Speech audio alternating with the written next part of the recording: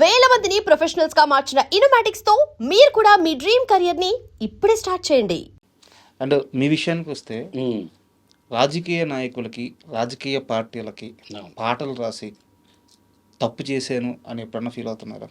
నేను ఎప్పుడు ఏ విషయంలో తప్పు చేసినా నేను ఎప్పుడు ఫీల్ అవ్వను. రాయకుండా ఉండాల్సింది. లేదా ఎందుకు నేను దానివల్లే ఈరోజు తెలంగాణ రాష్ట్రం, ఆంధ్ర రాష్ట్రంలో ఒక రాజకీయ పార్టీ పుట్టిన, ఒక ఉద్యమం పుట్టిన, లేదా ఒక ఒక ఒక ఒక వ్యక్తుల గురించి ఒక కథ గానాలు చేయాలన్నా చరణార్జునే అని చెప్పి పెద్ద పెద్ద టాప్ లీడర్లందరూ సీఎంలుగా ట్రై చేస్తున్న వాళ్ళు కూడా నా కోసం చరణ్ కోసం మొహమాటం ఏం లేదు. సీఎంగా ట్రై చేస్తున్న వాళ్ళు కాదు, మీరు పాట రాసిన ప్రతి ఒక్కరు సీఎం అయ్యారు. సో నేను ఆ విషయంలో నాకు ఎలాంటి ఇంత కూడా అనుమానం లేదు. చాలా గొప్ప పాటలు రాశారు. కొన్ని రాష్ట్రాల రాజకీయ ముఖ చిత్రాన్ని కూడా మీ పాట మార్చింది. ఓకే, దాంట్లో ఎలాంటి ఇబ్బంది లేదు. కానీ చరణ్ అర్జున్ రాజకీయ నాయకులకి పాటలు రాస్తాడు, రాజకీయ పార్టీలకు పాటలు రాస్తాడు అనే ఒక ముద్ర వల్ల సినిమా అవకాశాలు తగ్గినాయి అంటే ఒప్పుకుంటారా? అది సినిమా అనే కాదు, దానివల్ల అంటే నాకు ఇప్పుడు సినిమా మళ్ళీ ఎప్పుడు కూడా సినిమా నన్ను అంటే నేను అనేవాడిని ఒకరు ఉన్నానంటే సినిమా తప్ప నాకు వేరే ఆ రోజు రాజకీయ నాయకుల దగ్గర పాటలు చేయించుకున్నా, ఇండిపెండెంట్ పాటలు ఇట్టయినా ఏదైనా దానికి పునాది సినిమానే. సినిమా లేకపోతే ఏది లేదు. మళ్ళీ ఈ రోజు కూడా మళ్ళీ నేను ఏంటి నా లైఫ్ అనుకునేటప్పుడు మళ్ళీ సినిమానే కాపాడింది. సో రాజకీయ నాయకుడు పాటలు చేస్తాడని సినిమా అవకాశాలు తగ్గడం ఏం లేదు. నేను చెప్పాను కదా, నేను ఎవరిని అడగలేదు, ఎవరిని మనం బ్లేమ్ చేయడానికి ఎవరి దగ్గరికి వెళ్ళి తిరిగింది లేదు, ఎవరిని అడిగింది లేదు. మనకు టైం వస్తుంది అని కొంత నన్ను నేను ప్రూవ్ చేసుకోవడం కోసం కొన్నాళ్ళు సినిమా కంటే ఎక్కువ నేను ఇండిపెండెంట్ సాంగ్స్కి ప్రాధాన్యత ఇచ్చాను. కాకపోతే ఒకటి ఏం జరిగిందంటే, తెలంగాణ వచ్చి ఓ 10 ఏళ్ల పాటు అప్రతిహతంగా సాగిన కేసీఆర్ ప్రస్థానంలో నేను ఎక్కువ రేవంత్ రెడ్డి మనిషిగా ముద్రపడ్డాను. అప్పుడు రేవంత్ రెడ్డి గారి ఆయన తెలంగాణ పులిబిడ్డ అని అతను జైలు నుంచి వచ్చేటప్పుడు 2015లో నేను పాట చేశాను. ఆ పాటతో వాళ్ళు నన్ను ఆ 10 ఇయర్స్లో జరిగిన ఏ కార్యక్రమాల్లో కానీ ఎక్కడ కూడా నన్ను ఒక తెలంగాణ పర్సన్గా గుర్తించలేదు, ఒక కళాకారుడిగా గుర్తించలేదు, సినిమా వాడిగా గుర్తించలేదు. ఇండస్ట్రీ కూడా ఎక్కువ వాళ్ళ చుట్టూ కేటీఆర్ గారు వాళ్ళతోటే ఉన్నారు కాబట్టి నేను ఎక్కడ ఫోకస్ అవ్వలేదు. నా ప్రశ్న కూడా ఇదే, నేను ఎక్కడ అవ్వలేదు. సో గమ్మత్ ఏంటంటే ఈయన వచ్చి 3 ఇయర్స్లో కూడా మరి వీళ్ళు కూడా ఎక్కడ కూడా నన్ను అంత గుర్తించినట్టు అనిపించలే. అంటే రెంటికి చెడ్డ రేవడి అయిపోయానేమో అని ఇప్పుడు అనిపిస్తూ ఉంటుంది నాకు. ఇదంతా వదిలేసి మొత్తం సినిమాల మీద ఫోకస్ పెట్టుంటే బాగుండేది కదా. నేను మీరన్న దాంట్లో ఎక్కడో ఇప్పుడు ఆల్మోస్ట్ ఈ గవర్నమెంట్ కూడా 3 ఇయర్స్ అయిపోయింది. సో నేనేమో ఒక పావుల పని చేయించుకున్నది లేదు ఎక్కడ ఎవరితో. వాళ్ళు కూడా ఇప్పుడు గద్దర్ అవార్డు ఏదో చేస్తారు ఫంక్షన్, కనీసం ఇన్విటేషన్ కూడా పంపరు నాకు. సో వాళ్ళు పంపలేదంటే ఒక రీజన్ ఉండే ఆ రోజు, ఓహో ఈయన మనిషిని కాబట్టి అని. మరి వీళ్ళు ఎందుకు పంపిస్తలేరా అని అర్థం కాలే. అందుకే ఈ మధ్య వదిలేసి మొత్తం మనకు సినిమాతోనే రాసి పెట్టి ఉండేమో, సినిమాలోనే మన సినిమాని ఫస్ట్ నుంచి సినిమా మీద నేను ఫోకస్ ఉంటే బాగుండేదా అని వాళ్ళకి చేయడం తప్పని ఏమనిపించలే. అదొక హిస్టరీ, ఎప్పటికీ అది హిస్టరీగానే ఉండిపోతుంది. నీ పాట వల్ల ఇదైంది అదైంది అని మీరు ఏదైతే చెప్తున్నారో అది మనం తెచ్చుకుందామని క్రియేట్ చేసుకుని కూర్చుంటే అయ్యేది కాదు. అది అయ్యింది, అది మంచిదే.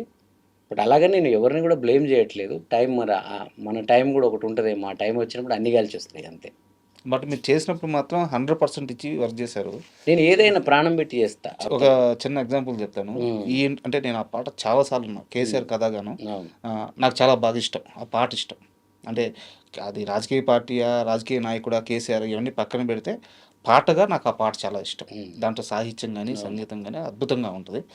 అయితే ఆ పాట వింటున్నప్పుడు, ఇంటర్వ్యూ కోసం మళ్ళీ వింటున్నప్పుడు కింద అక్కడికి వచ్చి టీడీపీ వాళ్ళు, కాంగ్రెస్ వాళ్ళు, బీజేపీ వాళ్ళు, తెలంగాణ వాళ్ళు, ఆంధ్ర వాళ్ళు, మీరు మళ్ళీ చూడండి కావాల్సిన కామెంట్స్, ప్రతి ఒక్కరు ఆ పాటను ప్రేమిస్తున్నారు.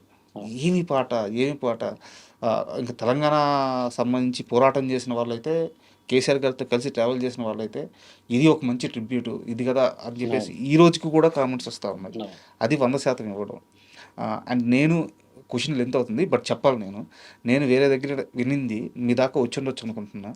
కేసీఆర్ గారికి ఆ పాట చాలా ఇష్టం అంట. అవును, ఆయన రోజు వింటారంట. నేను కలిసినప్పుడు కూడా అంటే ఆయన ఓడిపోయిన తర్వాత ఏదో సినిమా ప్రమోషన్లో భాగంగా వెళ్ళాము ఆయన దగ్గరికి. వెళ్ళినప్పుడు కూడా నేను పిలవాల్సి ఉంటుండ్రా బిడ్డ, మిస్ అయిపోయినా నిన్ను, అది ఇది అని చాలా ఫీల్ అయ్యారు ఆయన.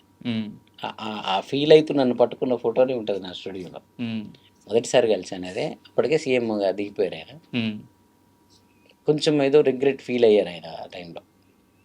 ఆ ప్రేమ అయితే కనిపించింది నాకు ఆయనలో.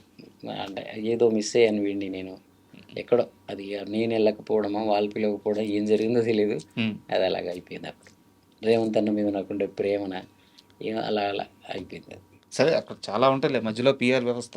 అవును, అంటే అక్కడ కళాకారుల పుట్టాది. ఉమ్, టీఆర్ఎస్ అంటేనే వాళ్ళు ఉద్యమకాలంలో వాళ్ళతో మేమేమో, నేను సినిమాల్లో ఉండడం వల్ల నేను ఆ ఉద్యమాల సైడ్కి వెళ్ళలేదు. కేసీఆర్ కథాగానం పాటల నుంచి నీకు నచ్చిన ఏమో ఒక 4 లైన్. అదే ఆ పాట అంతా నచ్చుద్ది నాకంటే. ఆ నాయకుల గురించి, చరిత్రల గురించి చెప్పాలన్నప్పుడు నాకేంటంటే, కేసీఆర్ గారు అంటే ఓన్లీ టీఆర్ఎస్ వాళ్ళకి మాత్రమే మనిషి కాదు, ఆయన పాటలు వాళ్ళే వినాలా. రేవంత్ అన్న అంటే ఓన్లీ కాంగ్రెస్ వాళ్ళే వినాలి, ఇలా ఇష్టం ఉండదు. వాళ్ళ గొప్పతనాలని అందరూ యూనివర్సల్గా వినాలన్న సెన్స్లో చేసే పాటలే ఇవన్నీ. అందుకే అవి జనరలైజ్ కూడా హిట్ అవుతుంటాయి. ఉమ్, దాంట్లో ఉంటుంది తెలంగాణ అంటే కేసీఆర్, కానీ కేసీఆరే తెలంగాణ. అంటే ఆయన రాజ్యాన్ని తెచ్చిన వీరుడన్న, ఎందుకు ఆయన మీద అనే ఒక పల్లవి లైన్స్ ఉంటాయి, సడన్ గుర్తు రావట్లేదు నాకు. అంటే రాజకీయ కోణం ఎందుకన్నా అతను రాజ్యాన్ని తెచ్చిన వీరుడన్నా. ఈ పగలు కుట్రలు, ఆ, రాజకీయ ఆ, పగలు కొన్ని కొన్ని రోజులు. నాళ్ళే ఉంటాయి ఈ పార్టీలు పగలు, ఎల్లకాలం యాదికుంటది తను చేసిన మేలు. అంటే సమకాలీనులుగా ఉన్నప్పుడు మాత్రమే మనం పార్టీల పరంగా విమర్శించుకుంటాం. కాలం గడిచిపోయిన తర్వాత మనం, ఇప్పుడు ఆ రోజు గాంధీ తాతని ఒకడు ద్వేషించి కాల్చడానికే వెళ్ళిపోయాడు గాడ్సే అని, మన ఇండియా వాడే. అదే గాంధీ తాత కాలం గడిచిపోయిన తర్వాత మన 500 నోట్ల మీద ఉంటున్నాడు, మనందరికి తాత అయిపోయాడు. అలాగే రేపు కేసీఆర్ అయినా, రేవంత్ అన్న అయినా కాలం గడిచిపోయాక నెక్స్ట్ జనరేషన్స్ వచ్చినప్పుడు వీళ్ళందరూ మహా నాయకులుగా గోడల మీద ఉంటారు అనేది నేను పాటల్లో చెప్తుంటాను. అండ్ సినిమా విషయాలకు వస్తే మళ్ళీ ఉమ్, లిరిక్ రైటర్గా ఉన్నప్పుడు శంభో శివ శంభో అని చెప్పి ఒక అవును. సినిమాకి, ఆ సినిమాలో 3 పాటలు ఏమో, అన్ని పాటలు అన్ని నేను పాటలు ఒక మీరు. పాటే ఎవరు రాశారు, ఆ, మిగతా అన్ని పాటలు. దాంట్లో మరి మీరు ఎలా రాశారో, స్నేహం అంటే మీకు అంత ఇష్టమో ఉమ్, నాకు తెలియదు కానీ, నరాలు తెగిపడి నెత్తురు రాని నరమేధాలే జరిగిన జరిగినది గాని కానీ స్నేహం కోసం కోసం ప్రాణం పోని చెయ్యర యుద్ధాన్ని. అది అంటే ఆ సినిమాలో నాకు సముద్రకని గారు అప్పుడే, ఆయన వచ్చిరని తెలుగులో అప్పుడే కొత్తగా పెద్దగా లాంగ్వేజ్ ఏం రాదు. ఉమ్, నేను చెన్నైలో ఎక్కువ ఉండేవాడిని అప్పుడు. ఉమ్, యువన్ శంకర్ రాజా గారు, మణి శర్మ గారు, వీళ్ళందరితో తిరుగుతూ చెన్నైలో ఉంటే మనకు మ్యూజిక్ బాగా నాలెడ్జ్ వస్తుంది, ఇక్కడ వాళ్ళకు మ్యూజిక్ బాగుంటుందని అక్కడే ఉండేవాడిని. ఉమ్, దానివల్ల నాకు తమిళ్ కొంచెం అర్థమయ్యేది. ఆ తమిళ్లో ఆయన చెప్పారు నాకు అది. చెప్పినప్పుడు ఆ పాటలో ఒరిజినల్ తమిళ్లో ఈ లిరిక్స్ ఉండవు. ఉమ్, ఒరిజినల్ తమిళ్ ఇది నేను స్వేచ్ఛగా తీసుకొని నేను చేసిన లిరిక్స్ అవి.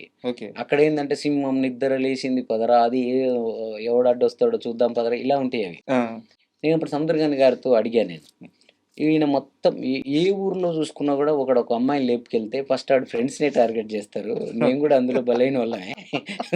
మనకేం సంబంధం, వాడు నైట్ ఎప్పుడు లేకపోయాడో కూడా తెలియదు మనకి, ఉమ్, వాడు కూడా చెప్పడు మనకి. సో వాడు మా బామ్మర్ది గారు కూడా ఉండే ఊర్లో, ఉమ్, వాడు అట్లే అమ్మాయిని లేపుకెళ్ళాడు. అసలు బావకు చెప్తే తిడతాడేమో అని నాకు చెప్పలేదు. వాడు లేపుకొని వెళ్ళాడు. నాకు అందరిలాగా నాకు న్యూస్ తెలిసింది అది.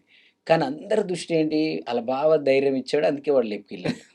అంటే చరణ్కి తెలియకుండా ఎట్లా లేపుకెళ్తాడంటే, Correct. అరే నాకు తెలియదు ఉంటది పోయి, అట్లా నాకు ఊర్లో. చెప్పలేదు పోయినా నేను.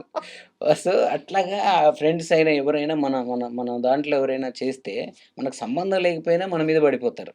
సో అది నచ్చింది నాకు అప్పుడు ఆ శంభో శివ శంభోలో. ఉమ్, ఆ ఫ్రెండ్సే అతనికి పెళ్లి చేయడము అవన్నీ అప్పటిదాకా సినిమాలో రాలేదు. అవును. అప్పుడు నేను చెప్పా,